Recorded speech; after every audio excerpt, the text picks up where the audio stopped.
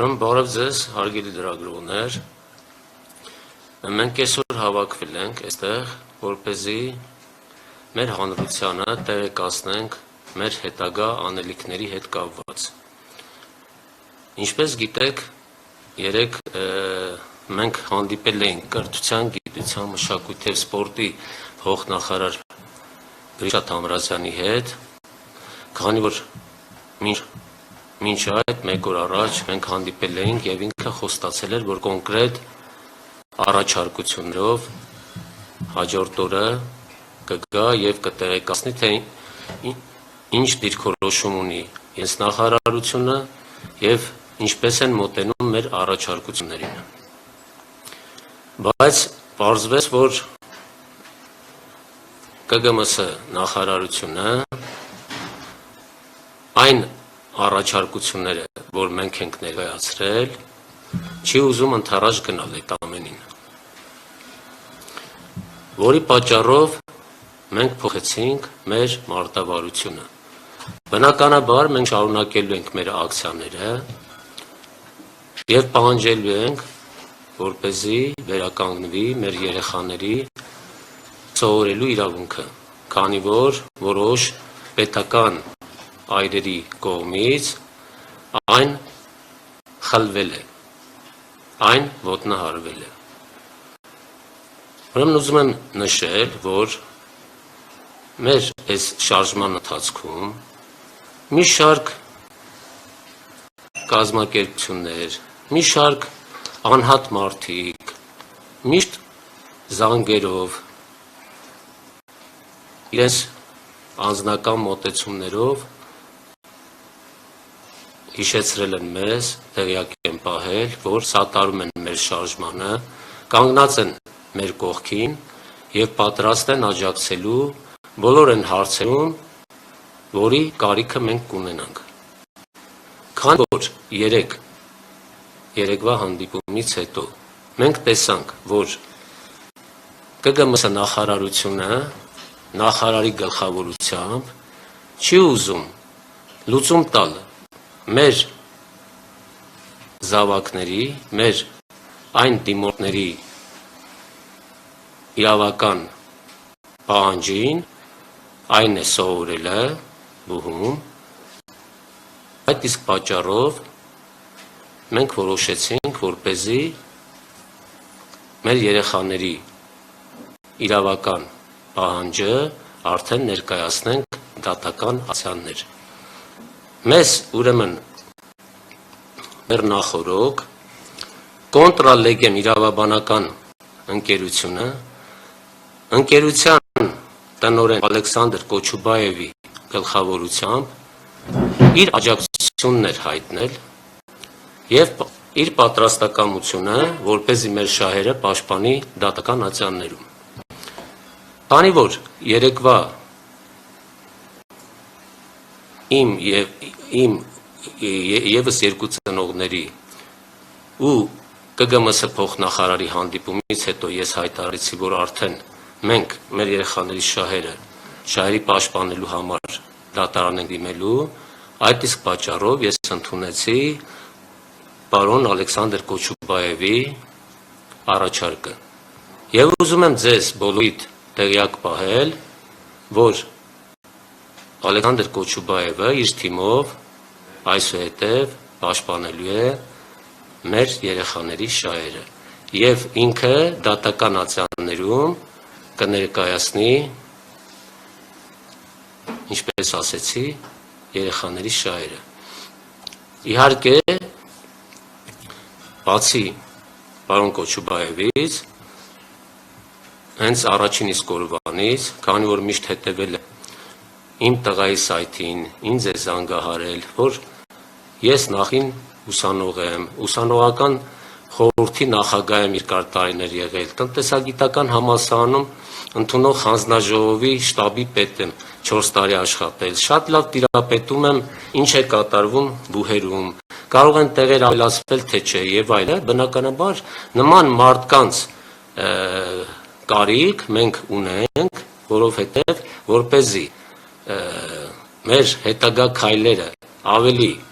նպատակային լինեն, մենք պետք է նման մարդկանց հետ համագործակցենք, այսինքն համագործակցել ասելն է, լսենք իրենց բարի խորհուրդները, լսենք իրենց առաջարկությունները։ Այդ առումով էլ մեզ է նաև միացել Հովհաննես Հարությունյանը, որի համար մենք նույնպես շնորհակալ ենք, եւ այսօր մենք արդեն ասեցի, որոշել ենք, որպեսզի հաջորդ շաբաթվա մեջ, հավանաբար 3 շաբթի կամ 4 շաբթի օրը Ալեքսանդր Կոչուբաևի օգնությամբ մեր շահերը արդեն պաշտպանել դատական ատյաններում։ Հիմա ես նաև ուզում եմ բոլորի տեղյակ պահել, որ 2 շաբթի օրը մենք մեր երեխաների հետ միասին կրթության, գիտության, մշակույթի և սպորտի նախարարության մոտ ակցիա ենք կազմակերպելու և պահանջել ենք նախարարի հետ հանդիպում ու շեշտում եմ միմիայն նախարարի հետ, որովհետև ըստ երևույթին նախարարը հանձնարարում է փոխնախարար Գրիշա Թամրազյանին, որպեսզի նա փորձի մեզ համոզի իրենց տարբերակները, որը ընդհանրապես կապ չունի։ Գիտեք վատը որն է, ուրեմն փորձում են մեզ հեռակա տարբերակներ առաջարկել, իսկ ինչպես բոլորդ գիտեք, օգոստոս ամսից այսպես թե այնպես հեռակայի ընդունելություններ են լինելու։ Այդ մեզանից որ մեկը չգիտի, որ իր գնահատականով կարա հեռակայի քննություններին մասնակցի։ Եվ եթե այդ տարբերակը բավարարեր ոչ թե մեզ, այլ մեր դիմորդ զավակներին, բնականաբար իրենք կողմնորոշված կլինեին, ոչ էլ իրենց այս բողոքի ակցիան կկազմակերպեին, ոչ էլ կպահանջեին, որպեսզի ընդունենք իրենք դառնան արկա բաժնի ուսանողներ, այսինքն դառնում են կոպիտ ասած մեզ ձեռ առած։ Կարծես թե մենք լուսնից ենք իջել, ոչ մի բանից տեղյակ չենք, իսկ իրենք փորձում են մեր խնդրին լուծում տալ առաջարկելով հեռակայի տարբերակը։ Ուրեմն պարոն ԿԳՄՍ-ի նախարար Արայիկ Հարությունյան, ուշադիր հետևեք մեզ, մեր ելույթներին եւ փորձեք ճիշտ մոտեցում ցուցաբերել։ Դուք հիշեք, որ ձեր այս անտարբեր քայլերով փորձում եք խեղաթյուրել մեր երեխաների ճակատագրերը։ Դուք փորձում եք այս ամենով վատ անդրադառնալ մեր երեխաների հետագա ապագայի հետ կապված բոլոր հարցերի։ Մեր դիմորդների մի մասը տղաներ են, որոնք կամ այս պահին բանակում են, կամ այս քանի օրն են զորակոչվելու, կամ էլ դեկտեմբեր ամսին են զորակոչվելու։ Դուք պատկերացնում եք իրենց վիճակը, թե ինչ է լինելու, եթե մարդը գիտի, չէ, որ բարձր գնահատական է ստացել, ամիսներ շարունակ, մոտ 2 տարի ինչ-որ մեկը կամ բազմաթիվ դիմորդներ չարչարվել են, տանջվել են, ու չարչարվող տանջվող դիմորդի համար, այսպես ասած իր այդ տարիքի սահմանում, կյանքի նպատակը հանդիսանում, իր երազած մասնագիտության տերը դառնալը, կամ իր երազած հաջորդ ընդունենք մասնագիտության տեր դառնալը։ Եվ իրենք ստանալով բարձր գնահատականներ, բնականաբար համոզված են լինում այդ պահին, որովհետև հենց նույն օրը իմանում են ինչ գնահատական են ստացել։ Ուրեմն բարձր գնահատականի պարագայում համոզված են լինում, որ արդեն ընդունված են, եթե ոչ առաջին հայտով, ապա երկրորդ կամ մաքսիմում երրորդ։ Եվ անցնում է մի քանի օր, պարզվում է, որ կամ ոչ մի տեղ չեն ընդունվել, կամ էլ եթե տվյալ դիմորդը ուղղակի մտածելով, որ պետք է մինիմում այդ բոլոր 10 հայտերը լրացրած լինի ու նշում են նաև այնպիսի մասնագիտություններ, այնքան որ այդ քանակը լրացնի, վերջին հայտով ինչ-որ մի տեղ է ընդունվել։ Պարոն Արայիկ Հարությունյան, դուք փորձեք այս խնդիրը լուծել, որովհետև այս ամենի մեղավորը եւ մենք եւ մեր դիմորդ զավակները առաջին հերթին ձեզ են տեսնում։ Դուք պարտավոր եք եղել կառավարության կողմից 2020 թվականի մայիսի 21-ին ընդունված որոշումը, որը վարչապետը ստորագրել է մայիսի 25-ին եւ այն գործունեության ուժ է ստացել մայիսի 26-ից, պատշաճ կերպով տեղեկացնեիք դիմորդներին։ Եվ դուք նաև մոռանում եք, որ դիմորդների կողմից հայտերի ներկայացման առաջին օրը բու ընդունվելու հետ կապված եղել է մայիսի 25-ը։ Ինչպես կարելի է հայտ ընդունելու առաջին օրը լինելու դեպքում ամսի 25-ը մայիսի, իսկ կարգի գործունեության մեջ մտնելու օրը լինի մայիսի 26-ը։ Հետո ասեմ ձեզ, որ դիմորդների գերակշռող մասը ոչ թե հայտը լրացնելու օրն են վերցրել կարգին ծանոթացել, այլ կարգին իրենք ծանոթացել են։ Ընդունենք մայիսի 3-ին, կոնկրետ իմ տղան մայիսի 3-ին է ծանոթացել, ես էլ իր հետ միասին դրել եմ կարդացել։ Ես ամեն ինչին շատ ուշադիր եմ լինում, ուշադիր կարդում եմ 59-րդ կետը, որը 2020 թվականի մայիսի 21-ի կառավարության 826 գիծեն որոշմամբ նոր ի հայտ եկել։ Մինչև այդ որոշումը գոյություն չի ունեցել։ Այսինքն ինչպես կարող էին մեր դիմորդ զավակները տեղյակ լինեին այդ ամենի մասին։ Իսկ իրենք իրենց խնդիրը լուծելու համար ընդամենը մեկ փոքր ծրագրային խնդիր էին լուծում։ Երբ որ դիմորդը հայտ ուղարկում էր ԳԹԿ-ի կողմից, պետք է ընդամենը մի հատ հետադարձ ծանուցում ուղարկվեր, նշվեր, որ հարգելի դիմորդ, մենք ստացանք ձեր ծանուցումը, ուղղակի ուզում ենք հիշեցման կարգով ձեզ տեղեկացնել, որ 2020 թվականի մայիսի 21-ի կառավարության 826 գիծ N որոշման համաձայն կա որոշակի փոփոխություն 59-րդ կետով։ Խնդրում ենք ուշադրի լինել 59-րդ կետին եւ ցանկության դեպքում կարող եք փոխել հայտերի հերականությունը։ Դա ընդամենը եթե կատարվեր դիմորդի կողմից հայտը ներկայացնելուց հետո ԳԹԿ-ի կողմից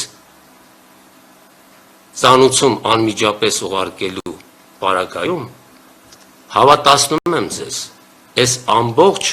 այս շարժումը, չէ, որ մեր դիմորդների եւ իրենց ծնողների կողմից կազմակերպված է, չէր լինի, որովհետեւ մենք ոչ մի իրավական հիմք չենք էլ ունենալ, եթե նույնիսկ մեր զավակներից որևիցե մեկը ինչ պատճառներով ընդունված չլներ։ Բայց ամբողջ խնդիրը իհարկե եկել նրա պատճառով, որ մեր դիմորդները պատշաճ կերպով չեն ծանուցվել։ Եվ ես այդ ամենում հավատացնում եմ ձեզ, մեղավոր է կրթության, գիտության, մշակույթի եւ սպորտի նախարարը։ Հիմա ես ուզում եմ նաեւ ուշադրություն դարձնենք մի հատ հանգամանքի։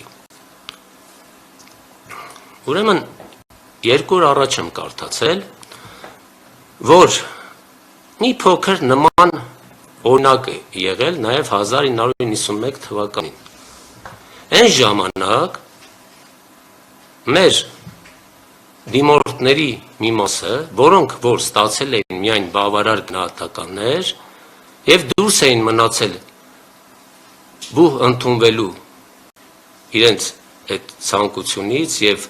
ընդհանրապես բուհ չէին ընդունել որևիցե, նստացույց էին կազմակերպել եւ այն ժամանակվա վարչապետ Վազգեն Մանուկյանը մեկ հրամանով բոլոր այդ դիմորդներին մի խոսքով այնպես է արել, որ այդ հրամանով բոլոր այդ դիմորդները դարձել են ուսանողներ։ Եվ համաձայն այդ ինֆորմացիայի, որը որ ես կարդացել եմ, կարծում եմ դուք էլ բոլորը կարդացել եք, դիմորդների շարքում է եղել այսօրվա մեր վարչապետը, պարոն Նիկոլ Փաշինյանը, ուստի ես համոզված եմ, որ պարոն Փաշինյանը շատ լավ պատկերացնում է մեր խնդիրը եւ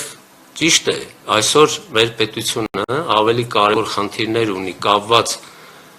եւ արտաքին քաղաքականության հետ եւ սահմանների հետ, որոնք ես բնականաբար ընդունում եմ շատ կարևոր խնդիրներ են։ Բայց ձեզ պարոն վարչապետ, խնդրում եմ ուշադրություն դարձնեք այսօրվա մեր այս կարևոր հարցին եւ դուք նույնպես, ինչպես ժամանակին վարչապետ Վազգեն Մանուկյանն էր արել, դուք նույնպես մեկ հրամանով բոլոր բարձր գնահատականներ ստացած դիմորդներին, որոնք չեն ընդունվել որևիցե ու կամ ընդունվել են վերջին հայտով ինչ-որ միտեղ, ձեր հրամանի օգնությամբ իրենց դարձնեք ուհերի արկա բաժնի ուսանողներ, որովհետև բոլորը արկա բաժին են դիմել, որպեսզի մեր երեխաների ոտնահարված իրավունքը վերականգնվի եւ իրենք սկսեն սովորել։ Ես հույսով եմ, հավատում եմ ձեզ, պարոն վարչապետ, որ դուք այս հարցում շատ ճիշտ որոշում կկայացնեք եւ նման հրաման դուք ձեր կողմից արձանագրեք ու կստորագրեք։